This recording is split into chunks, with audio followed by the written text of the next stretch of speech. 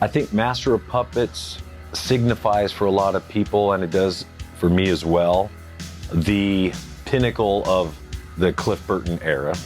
It was the culmination of that lineup. For me, it was Cliff Burton's time to really shine.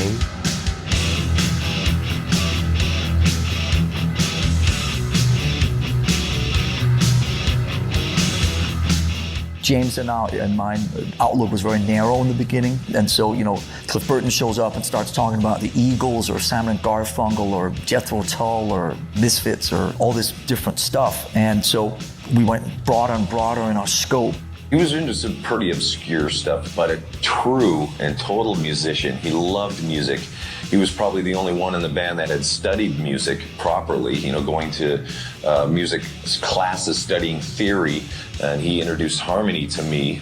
Cliff was not a fan of headphones, so we had like a pair of really big JBL speakers powered up in the main room, and would stick his bass in another room and he'd jump around in there playing. So you'd see this hair thing jumping up and down in the control room mirror, and he was in there. Because normally you'd do drums and bass and then dub guitars. And I went, this is all guitar riff-based music. So if he does the bass first and has a certain feeling, that means that we have to play the guitar riff to that feeling. I went, that's not a good idea. Let's do the guitars first. At first, I was actually kind of frustrated because I wanted it to be like, you know, bass drum bass type. And I kind of quickly realized that that was not the way he played. So I just let him do it, and he did like 2 or 3 bass tracks, and I'd just take the best bits. He was king of that. He always had lots of different ideas that were layered, and you know, because it was bass and distorted, it was a little hard to tell, but it had its own character because it was bass.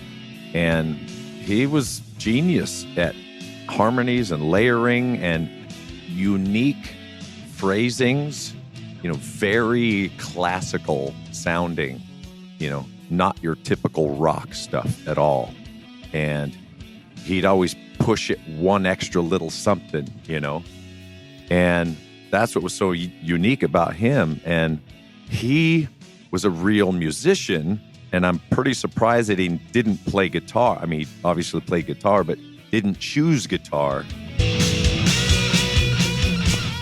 The music it's pretty intricate now and then. You know, we're not trying to be something big and fancy, you know, it's just us doing what we do.